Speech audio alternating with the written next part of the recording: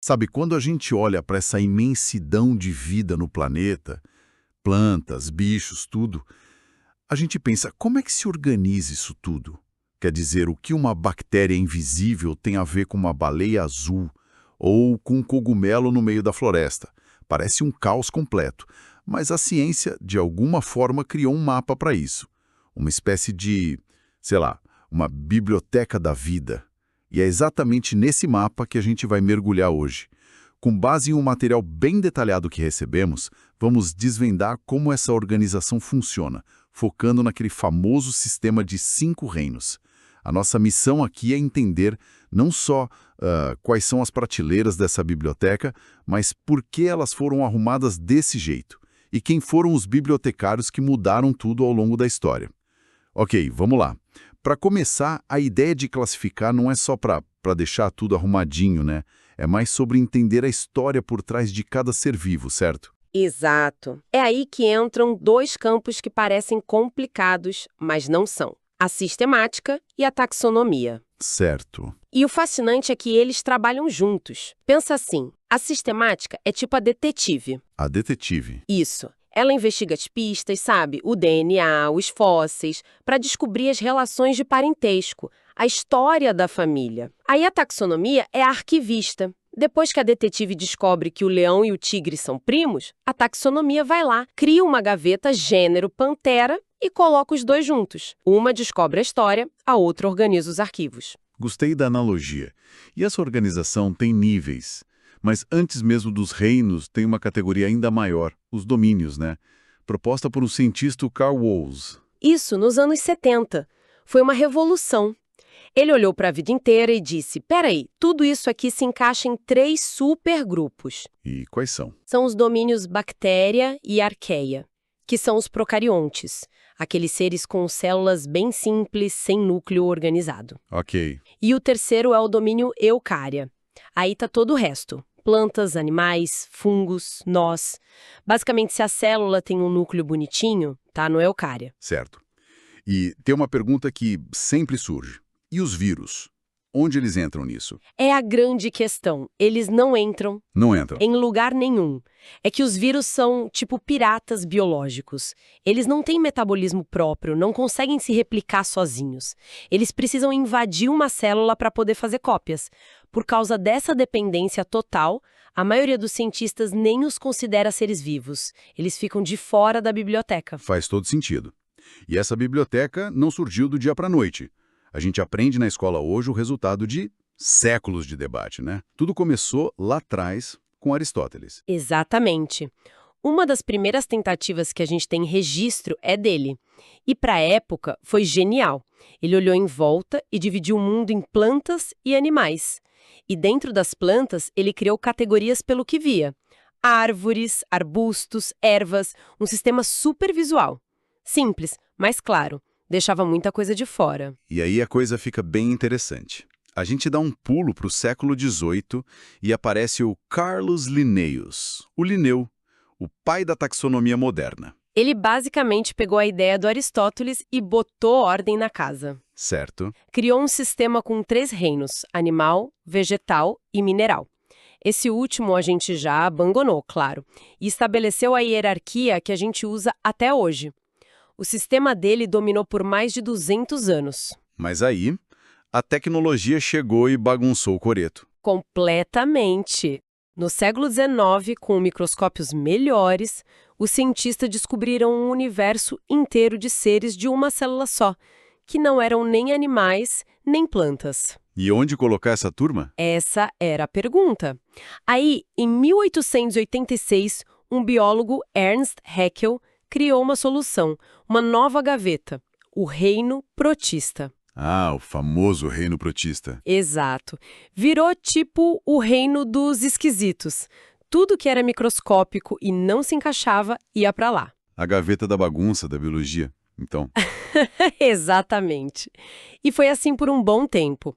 Depois, em 1956, o Herbert Copeland olhou para as bactérias e viu que elas eram ainda mais diferentes. Como assim? Elas não tinham nem núcleo na célula, eram procariontes. Então ele criou o reino Monera só para elas. Aí a gente já tinha 4 reinos. Peraí, então, por séculos, todo mundo achava que cogumelo era um tipo de planta. Isso soa muito esquisito hoje. Qual foi o momento ahá que mudou isso? Essa é a pergunta-chave. Já se sabia que eles não faziam fotossíntese, o que já era um alerta. Mas o tiro de misericórdia veio com o Robert Whittaker, em 1968. O que ele descobriu? Ele foi analisar a parede celular dos fungos e viu que ela era feita de quitina, Quitina. a mesma substância do esqueleto dos insetos, totalmente diferente da celulose das plantas. Foi a prova final. Aí ele propôs o 5º reino, o fungi. E esse sistema de 5 reinos virou o padrão. Que virada de chave. E mesmo depois disso, a ciência continuou ajustando, né? Com o Ozzy criando os domínios, a Lynn Margulis tentando arrumar a gaveta da bagunça. Com certeza. Isso mostra que a ciência é um processo vivo, não é uma verdade escrita em pedra. E o mais interessante é que a maior revolução pode estar acontecendo agora, com a genética. Com DNA, você diz. Isso. O DNA está mostrando que a história é muito mais complexa. Mas para entender isso, a gente precisa primeiro dar uma passada por esses 5 reinos de Whittaker. Perfeito. Então vamos fazer esse tour. Começando pelo mais fundamental, o reino Monera. O que define esse grupo? A simplicidade. O reino Monera é o reino dos procariontes, bactérias e árqueas. Todos unicelulares, com o DNA solto na célula. Mas não se engane, eles são os mestres do metabolismo. Tem de todo ali. Certo. Do mais simples, a gente vai pro reino da bagunça, o protoctista. O que tem lá dentro hoje? A gaveta da bagunça foi um pouco organizada, mas ainda é o grupo mais diverso. O reino protoctista agrupa os eucariontes, que não são animais, nem plantas, nem fungos. É definido pelo que não é. Entendi. Lá você encontra as algas de todos os tamanhos que fazem fotossíntese e os protozoários tipo a ameba, que são unicelulares e caçadores. A grande importância deles é que são os ancestrais de todos os outros 3 reinos de eucariontes. Ok, agora o reino que ganhou independência. O fungi. Além da parede de quitina, o que mais os define? O jeito que eles comem. Fungos são heterótrofos, mas eles não comem. Eles fazem uma digestão para fora. Como assim? Eles liberam enzimas, dissolvem a matéria orgânica no ambiente e depois só absorvem os nutrientes. É por isso que eles são os maiores recicladores da natureza. Cogumelos, bolores, leveduras, tá todo mundo aí. Fascinante.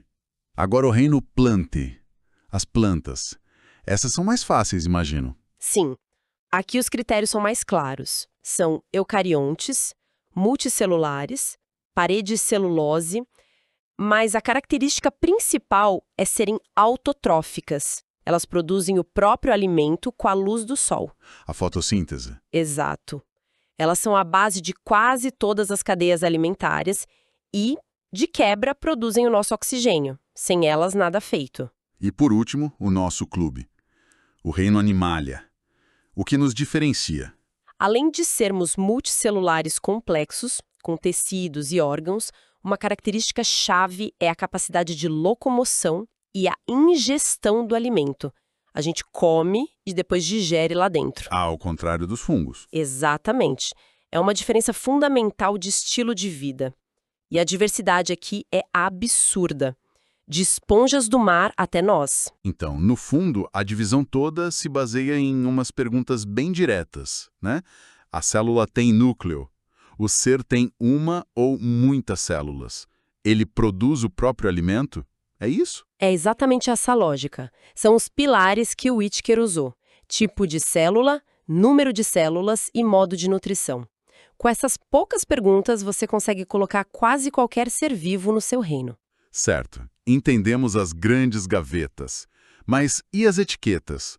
Como um cientista garante que o nome de uma espécie aqui no Brasil é o mesmo que um cientista no Japão entende? Antes de um sistema universal, era um caos completo. Nomes populares mudam de cidade para cidade, imagina de país. E os nomes científicos antes de Linneu eram descrições enormes em latim. Impraticável. E como Linneu resolveu isso? Com uma ideia de uma simplicidade genial. A nomenclatura binomial. Bi de 2. Cada espécie teria um nome único, com só 2 palavras, um nome e um sobrenome. Vamos usar aquele exemplo da Yucca filamentosa. Como funciona? A primeira palavra, yucca, é o gênero. É como o sobrenome, sempre com letra maiúscula. Certo, o gênero. A segunda, filamentosa, é o epíteto específico. É como o primeiro nome, sempre com minúscula. E os dois juntos, Yucca filamentosa, formam o nome da espécie. E sempre tem que estar destacado, em itálico ou sublinhado. Ah, então é uma linguagem universal. A planta que aqui a gente chama de agulha de Adão, para a ciência no mundo todo é Yucca filamentosa. Precisamente. É o passaporte universal de cada espécie. Permite que um estudo feito na Coreia sobre a Y filamentosa seja entendido na Argentina sem nenhuma confusão. A ciência precisa disso. Entendido. Já falamos sobre organizar e nomear.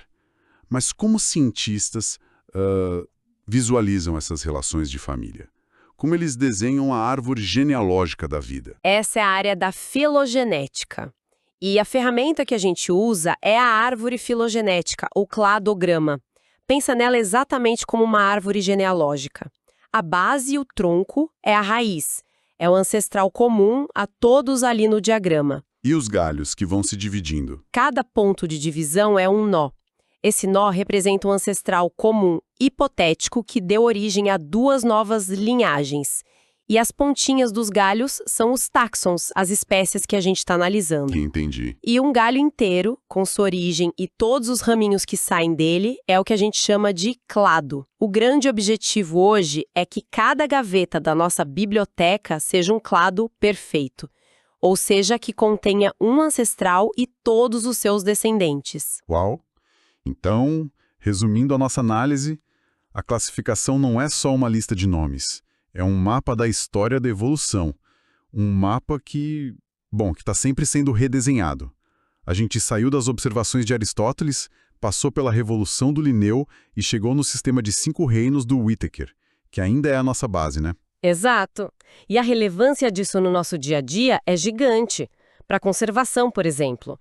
Como proteger a biodiversidade se a gente não sabe o que existe? Verdade. Na medicina, classificar um vírus ou uma bactéria é o primeiro passo para uma vacina, um antibiótico. É o sistema operacional de toda a biologia.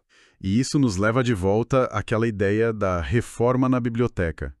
Com a genética, a gente está lendo os documentos originais da vida. O que isso significa para o futuro? Significa que a gente está no meio de um terremoto científico. O DNA está revelando parentescos que a gente nunca imaginou. Por exemplo, tudo indica que os fungos são mais próximos dos animais do que das plantas. Nossa! A genética está chacoalhando a árvore da vida com força. E isso deixa a gente com uma pergunta final para refletir.